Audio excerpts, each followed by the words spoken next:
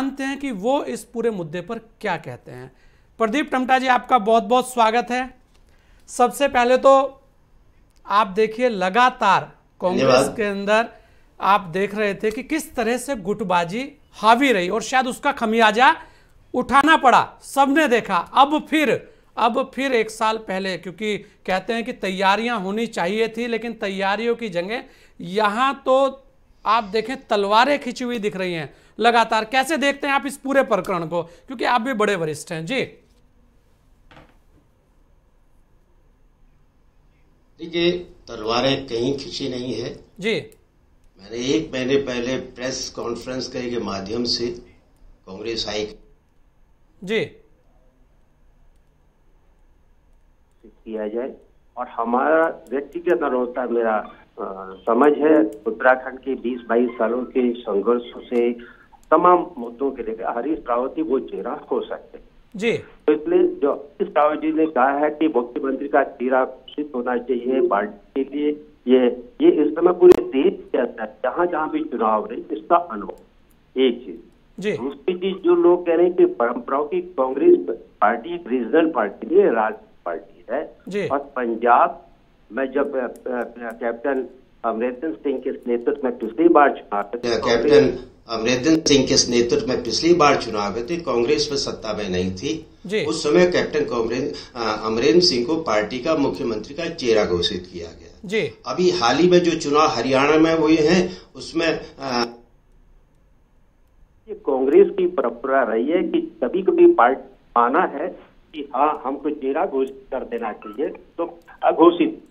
सवाल है आज जो लोग परंपराओं की बात है, क्या हरीश रावत प्रदेश से राज्य स्तर के सक्षम नेता है, महासचिव है, कांग्रेस वर्किंग कमेटी के लीडर है, और मैं प्रदेश के प्रभारी से भी ये दायित्व तो राष्ट्रीय हाईकमांड को तय करना है, राष्ट्रीय अध्यक्ष सोनिया जी और राहुल का करना है कि कौन चेहरा हो। कांग्रेस के वरिष्ठ नेता से हमने मांग की है, तो इस संदेश को राष्ट्रीय स्तर पर सोनिया जी के सामने, राहुल जी के सामने रखें, और जो निर्णय उनका होगा उनके साथ है। हरीश रावत जी ने भी कह दिया कि जिसको राष्ट्रीय नेतृत्व घोषित करेगा, घोषित करेगा मुख्यमंत्री के साथ, हम सब उसके पीछे लगेंगे। हमारा कहना है कि भाई हरीश रावत के अलावा कोई शख्स नहीं हो सकता। अच्छा, एक बड़ी बात मैं सुन रहा था कि सब 17 में से 11 हो गए। मैं उन सबको आईना दिखाना चाहता हूँ। अब वो आईने में अपना चेहरा देख लें। जो कह रहे हैं, क्या 2019 में लोकसभा चुनाव नहीं हुए थे? प्रदेश का दायित्व जिन पर आज है उन्हीं के हाथों में था। 5 में से 5 पर हम लोग क्या कहते हैं, शून्य में रहे। तो ये किसके नेतृत्व में हारे जीते का सवाल नहीं है।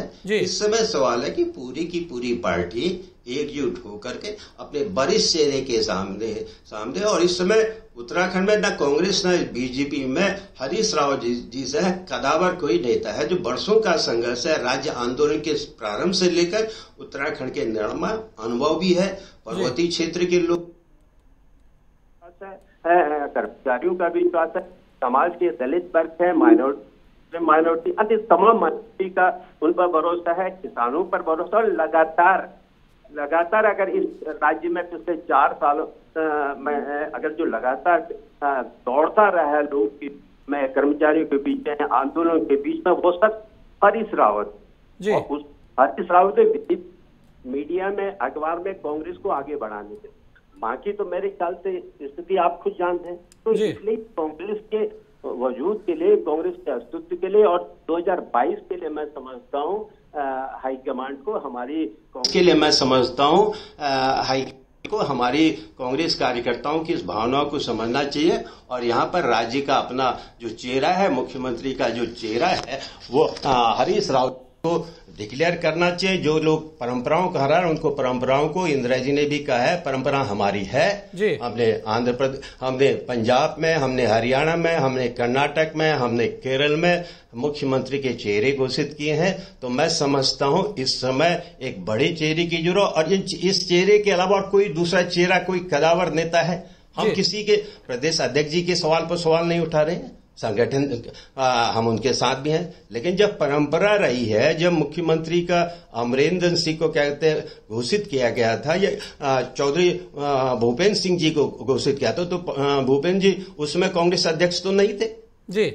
तो ये हमारी एक परंपरा रही है कि हमने एक कदावर नेता को, जिसमें कांग्रेस कार्यकर्ताओं का विश्वास हो, आम लोगों का विश्वास हो, जिसके पीछे लोग चलते हो, दौड़ते हो, है उत्साह बढ़ाने की जिसके अंदर क्षमता हो, और वो चेहरा हरीश रावत जी हैं। इसलिए एक प्रदीप भाई एक और बात मैं करनी चाहता आपसे, क्योंकि बहुत सारी चीजें आ रही हैं, एक के बाद एक ट्वीट आ रहे हैं, और ट्वीट भी आप देखेंगे कुछ में तो पीड़ा सीधी सीधी जाहिर कर रहे हैं वो, यहां तक कि उन्होंने मंचों के ऊपर जगह ना देने तक की बात भी उठाई है। उसके अलावा बहुत सारी बातें लगातार हो रही है। कहीं ना कहीं आप ही के खेमे में कुछ लोग ये भी कह रहे हैं कि दबाव की राजनीति है।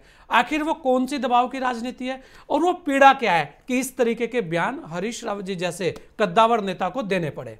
जी सवाल है, आपने सारे लोगों ने ना मीडिया, हरीश रावत जी सा कदावर नेता इस समय उत्तराखंड में नहीं है जी। उसके बावजूद भी अगर प्रदेश में कभी कोई कार्यक्रम होते हैं, क्या उनका चेहरा पर्दे पर नहीं होना चाहिए? जी। क्या पार्टी संगठन की मुख्य कार्यक्रम नहीं होता? अभी प्रदेश के कांग्रेस कमेटी के जब प्रभारी जी के नंबर 3 दिन का कार्यक्रम हुआ था जी, हरीश रावत जी का तो चेहरा नहीं था ना वहाँ पर जी। चीज है, वो कांग्रेस के क्या कहते हैं वर्किंग कमेटी के मेंबर है। मैं तो सांसद रहा हूँ, मैं जानता हूँ कांग्रेस वर्किंग कमेटी के मेंबर की क्या है। भारत सरकार में कैबिनेट मंत्री भी ये चाहता है मैं कांग्रेस वर्किंग कमेटी का मेंबर हो जाऊं जी। चिदम्बरम साथ ही वरिष्ठ लीडर कांग्रेस वर्किंग कमेटी के आमंत्रित सदस्य हैं, और ये गौरव उत्तराखंड को मिला है जो हरीश रावत इलेक्टेड मेंबर है। ऐसे बड़े पद को अगर आप अपने बैनर से हटाते हैं, आप लोगों के दिलों से तो नहीं हटा सकते। ये थोड़ा दर्द तो होता ही है, उसको हमको भी दर्द होता है कि भाई एक जो कदावर के नाम पर कांग्रेस यहाँ आगे बढ़ती है, लोग उसको आज पूरे देश के प्रधानमंत्री सब लोग लोकल की बात करें। हाँ तो ये हरीश रावत तो थे जिसने उत्तराखंड के लोगों को कहा था अपने उत्पादों को आगे बढ़ा, किसानों को, वो यहाँ के ट्रेड उत्पाद हो, संस्कृति हो, कल्चर हो, यहाँ के फल हो, यहाँ के आभूषण हो, यहाँ का पहनावा हो, आज लोगों की जुबान पर है। आखिर हरीश रावत में ऐसी कौन सी चीज है कि जब वो कोई कार्यक्रम देते लोग उनके पीछे दौड़े चले आते? आखिर उस चेहरे को आप लोग को पीछे हटाना है। बहुत से लोग मैं देख रहा था, बड़े लीडर ने भी कहा कि भैया कि 70 में से 11 आ गए। अरे 70 में से तो हम 11 में आ गए, लेकिन किसी के नेतृत्व में तो 5 में से 0 भी आ गए थे जी। तो वहां तो हमारा रिकॉर्ड, हरीश रावत जी का रिकॉर्ड ज्यादा अच्छा है। तो इस तरह से अगर ये प्रश्न उठाए जाते हैं, एक किस्म से आप लीडर को वो कर रहे हैं, उसके कद को कम करने की आखिर कोशिश कर रहे हैं। इसलिए मैं समझता हूँ कांग्रेस ने हाईकमांड को कार्यकर्ताओं की बात को समझना चाहिए। हमारे प्रदेश के प्रभारी जी को भी इस बात को समझना चाहिए, लोगों से बातचीत करें, यहाँ के वरिष्ठ लीडरों से बातचीत करें, और राष्ट्रीय नेतृत्व सामने बात रखें कि वहाँ का एक बहुत बड़ा तबका इस बात को चाहता है कि कांग्रेस का चेहरा घोषित किया जाए। तो प्रदीप टमटा जी भी यही सलाह दे रहे हैं कि कहीं ना कहीं इस पर अमल होना चाहिए। जी प्रदीप जी। जी हाँ बिल्कुल, मेरी साफ सलाह है और प्रदेश प्रभारी से भी है, ये उनका दायित्व भी है, उनका कर्तव्य भी है।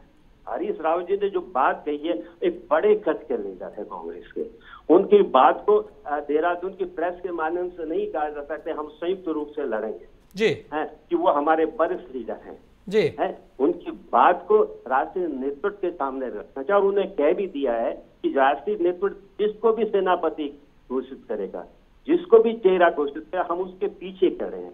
लेकिन मैं जानता हूँ समाज का कमजोर वर्ग, दलित वर्ग, मैं जानता हूँ 20 साल से जब अनुसूचित जाति के लोगों को पहले क्या कहते हैं विधानसभाओं में प्रतिनिधित्व नहीं मिल रहा, मैं जानता हूँ जो ये ग्राम पंचायत के चुनाव में अनुसूचित जाति के लोगों को क्या प्रतिनिधित्व नहीं मिला, उस समय खड़े थे हरीश रावत, खड़े थे साथ में समाज के कमजोर वर्ग की आवाज को दबाने, माइनॉरिटी के साथ हमेशा रिश्ता बनाते, पर्वतीय किसानों के साथ। बताइए इन सब से पूछ लीजिएगा, जब 14 लोग मर गए थे धारचूला में, बाद सबसे बड़ी आवाज तबाही में न प्रदेश का मुख्यमंत्री गया और प्रदेश का कौन लीडर गया कांग्रेस का उस समय?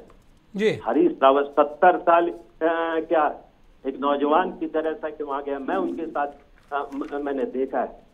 तो इसलिए दुख में सुख में सबके साथ रहने वाला वो चेहरा जिसने सब कुछ दांव में लगा है, आज आप उसको, उन्होंने एक बात की है, उसको वजन करना चाहिए। प्रदेश अध्यक्ष जी को भी, नेता प्रतिपक्ष को भी, उन्होंने जो राय की थी प्रदेश के प्रभारी से मिलकर के राष्ट्रीय नेतृत्व के सामने जाना चाहिए था।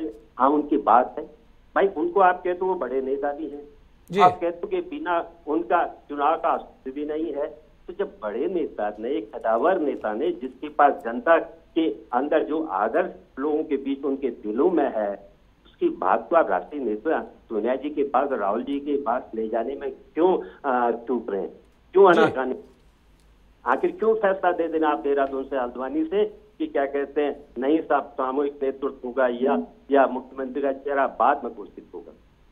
उन्होंने एक बात, और वो कांग्रेस की मजबूती के लिए कही है, और इसलिए इन सबका प्रदेश अध्यक्ष जी से भी मैं अनुरोध करूंगा, नेता प्रतिपक्ष जी से भी अनुरोध करूंगा, प्रभारी जी से भी अनुरोध करूंगा, आप उन बात को, और मेरी व्यक्तिगत राय है, मेरे जैसे लाखों कांग्रेस कार्यकर्ता जिनका कोई अस्तित्व था, सड़कों में जिंदाबाद, सड़कों में संघर्ष करते थे, आज यहाँ तक पहुंचे हैं, उनकी बदौलत पहुंचे। उन्होंने कार्यकर्ताओं को खड़ा किया है। तो ऐसे शक्ति की बात को अगर आप कहते हो हमारे सीनियर लीडर हैं, उनकी बात को सोनिया जी के सामने, राहुल गांधी जी के सामने, और जो उनका निर्णय होगा, वो जिसको चेहरा बनाएंगे, उन्होंने भी कहा, हमने भी कहा, हम उनके साथ खड़े हो जाएंगे, और असमंजस जो आज इस तरह की बातें नहीं, इसका भी समाधान हो जाएगा। तो इसमें क्या कहीं ना कहीं बहुत सारी बातें आपने भी खोल के सामने रख दी, बहुत ही खास बातें आज सामने आ रही हैं, और लगातार जिस तरीके की बातें आ रही हैं वो अपने आप में बड़ी अहम भी है। आपका बहुत बहुत धन्यवाद प्रदीप टम्टा जी, आपने अपना कीमती समय हमें दिया।